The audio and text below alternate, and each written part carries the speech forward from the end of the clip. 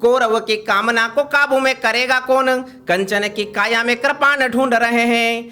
किंतु काल को जो कल तक ललकारते थे, अपने ही देह में वो प्राण ढूंढ रहे हैं। किंतु कामदेव वो अपने बनाए व्यूह में, घिरे तो वो बचने को त्राण ढूंढ रहे हैं। और कल तक राम जी का मांगते थे जो प्रमाण, आज वे स्वयं का प्रमाण ढूंढ रहे हैं।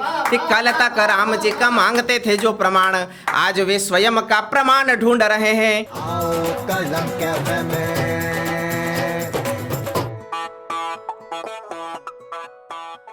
दोस्तों नमस्कार, मैं हास्य कवि अतुल ज्वाला आपका अभिनंदन करता हूं। कलम कैफे में शाम के 5 बज चुके हैं। हम हर दिन आपके लिए हंसी ठहाकों की महफिल लेकर आते हैं, लेकिन आज हमारे कलम कैफे के मेहमान हैं देश के एक ऐसे युवा और ऊर्जावान कवि जिनका नाम है शुभम कुमावत। अगर आप सुनना चाहते हैं देशभक्ति की बात, क्योंकि हर हिंदुस्तानी के दिल में सिर्फ मार्ग नहीं हिंदुस्तान धड़कता है, उन्हीं धड़कनों को तेज करने का काम एक युवा कवि करता है जिनका नाम होता है शुभम कुमावत। मैं चाहता हूं कि पूरा सदन एक बार जोरदार तालियों से आगाज करे भाई शुभम कुमावत का।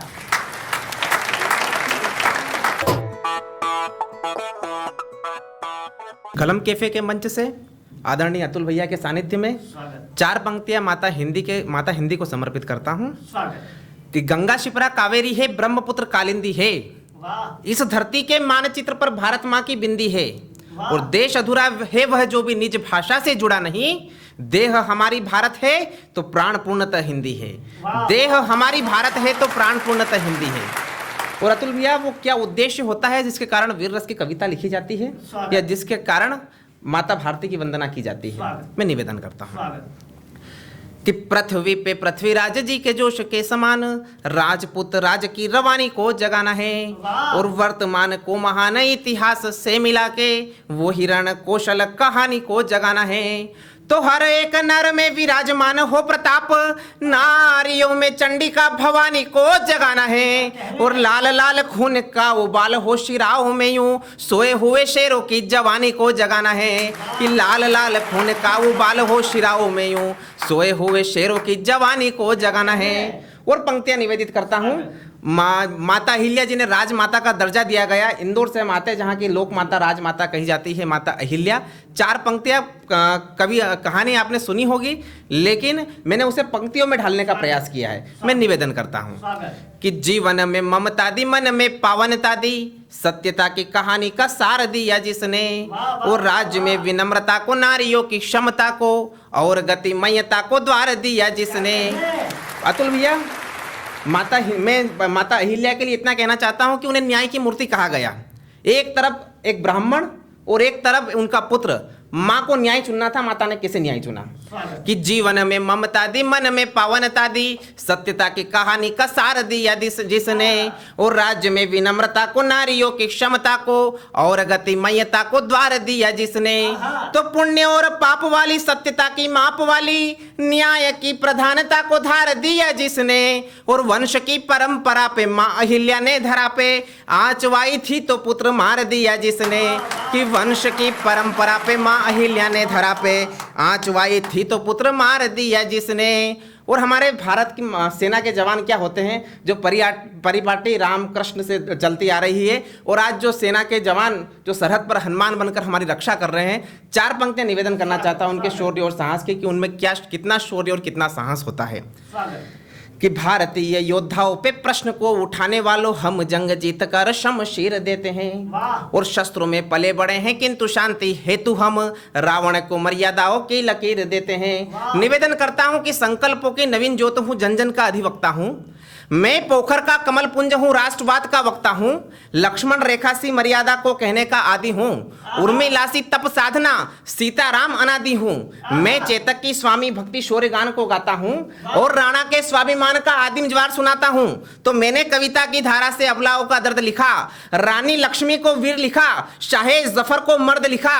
वीरों की वीरता को लिखना काम नहीं है मूर्खों का, मैं लिखता हूँ स्याही में रक्त घोलकर पुरखों का। मैं लिखता हूँ स्याही में रक्त घोलकर पुरखों का।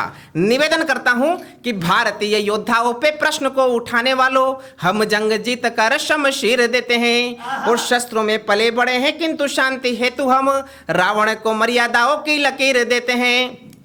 कि 17 दफा हरा के माफ कौन करता है, भूखे प्यासे शत्रुओं को अन्न नीर देते हैं। और जागी जो भवानी तलवार में प्रताप के, तो दुश्मन को घोड़े के समेत चीर देते हैं।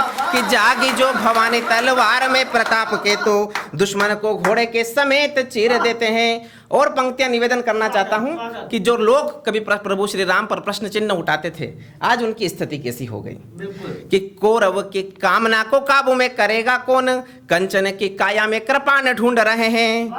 मैं निवेदन करना चाहता हूं कि आप दशानन की भांति मत उन पर अत्याचार करो, शांत संयमित सौम्य पुरुष पर सोच समझकर वार करो।